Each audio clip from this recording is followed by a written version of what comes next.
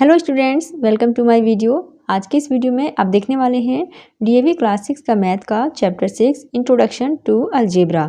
तो introduction to algebra को हम लोग समझते हैं, तो उसके लिए पहले आपको मैं कुछ एग्जांपल समझा देती हूँ ताकि आपको बाकी चीज़ें क्लियर हो जाए और आप वर्कशीट को सॉल्व कर सकें। तो फर्स्ट देखिए, यहाँ पर एक पिक्चर दिया हुआ है। इस पिक्चर ये क्या है, एक गार्डन का पिक्चर है। तो यहाँ पे पूछा जा रहा है what is the perimeter of this garden. तो इस गार्डन का पेरीमीटर क्या होगा। पेरीमीटर का मतलब होता है कि चारों तरफ से जो इसकी बाउंड्री है उसकी टोटल लेंथ कितनी है। तो देखिए यहाँ पे perimeter of this square garden is, तो स्क्वायर गार्डन की पेरीमीटर देखिए, आपको पता है कि इस एक स्क्वायर का जो है चारों साइड इक्वल होता है। ओके, तो इसलिए यहाँ पर क्या किया गया 4, क्योंकि 4 साइड है, 1 2 3 4, 4 साइड है, 4 मल्टीप्लाई कर दिया किससे, 6 से। 6 से क्यों, क्योंकि इसका वन साइड का लेंथ जो है वो दिया हुआ है 6 सेंटीमीटर। तो 4 × 6 = 24 मीटर हो गया। अब आगे देखिए, वी है perimeter equal to 4 × side, 4 × side, यानी कि इसका जो पेरीमीटर निकालने का, आप देखिए इससे फॉर्मूला कैसे बनता है पेरीमीटर का। तो पेरीमीटर का फॉर्मूला बन गया आपका स्क्वायर का, क्योंकि 4 साइड्स होते हैं और चारों साइड्स इक्वल होते हैं, तो पेरीमीटर निकालने के लिए 4 × साइड करते हैं।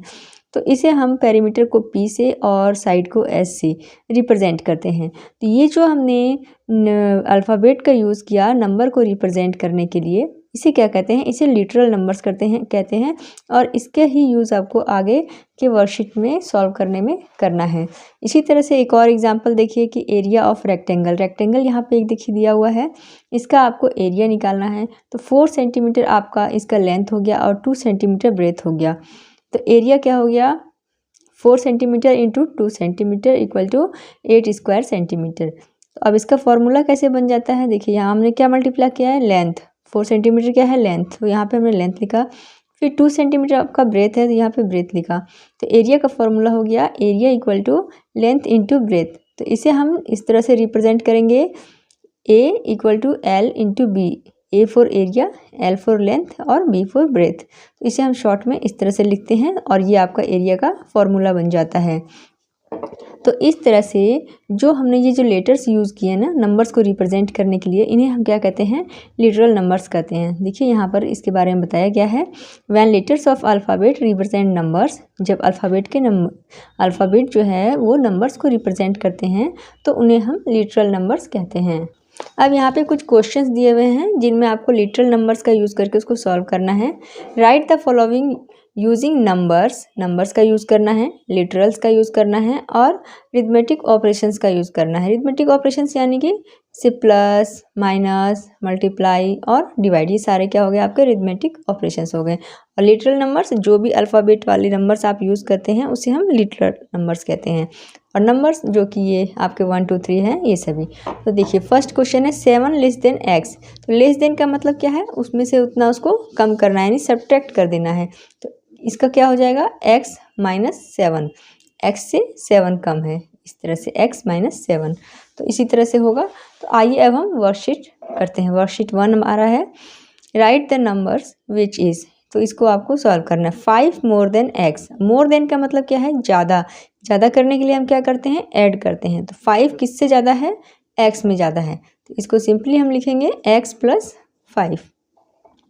3 लेस देन y। y में 3 कम है, तो y - 3। 2 times z। z को 2 टाइम्स यानी कि उसका मल्टीप्लाई करेंगे z से, तो 2 × z आपका हो जाएगा 2z। 1/3 of x। अब देखिए 1/3 लिखते हैं पहले, और ऑफ का हो गया आपका ऑफ x। तो ऑफ का मतलब होता है मल्टीप्लाई, तो 1/3 × x, ये हो गया आपका 1/3 x। 4 more than sum of a + b। a + b का सम पहले करिए, a + b इसका सम। अब इसमें क्या है, 4 मोर है, तो 4 को प्लस कर देना है क्योंकि 4 ज़्यादा है। x added to y। x किस में ऐड हो रहा है, y में, तो y + x। m increased by 2। m क्या है, m में 2 इंक्रीज हो जाता है, 2 बढ़ जाता है, तो इसमें हम क्या करेंगे, 2 को ऐड करेंगे। इंक्रीज का ही मतलब हो गया आपको उसमें ऐड करना है, उसकी क्वांटिटी बढ़ रही है तो उसमें ऐड होगा।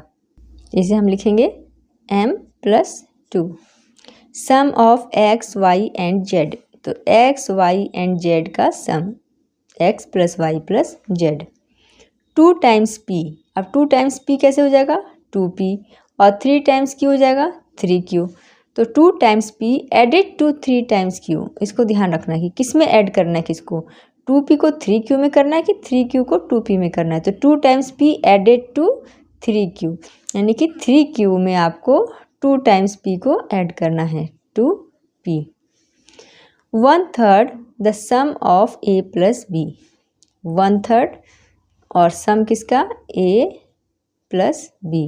यहाँ पे कोई साइन नहीं है, यहाँ पे क्या है ये ऑफ, ऑफ का मतलब मल्टीप्लाई है, तो मल्टीप्लाई के लिए यहाँ पे हमें साइन लगाने की ज़रूरत नहीं होता है, ऐसे सिंपली हम इसमें सटा के लिखते हैं। तो इसका मतलब है कि यहाँ पे ये मल्टीप्लाई हो रहा है। 4 लेस देन x, x से 4 कम, तो x minus 4, x less than 4, ये x लेस देन 4, 4 में x कम, तो इसमें हो जाएगा 4 minus x। p taken away from twice q, twice q क्या हो जाएगा 2q, p टेकन अवे यानी कि उसको उससे बाहर निकालना, बाहर निकालने के उसको सब्ट्रैक्ट किया गया, तो taken away 2q minus p। 3 times x का हो जाएगा 3x। 1/5 of y added to x, किस में ऐड हुआ है x में, तो x पहले लिखेंगे, x में क्या ऐड हुआ है 1/5 ऑफ y, तो 1/5 ऑफ y।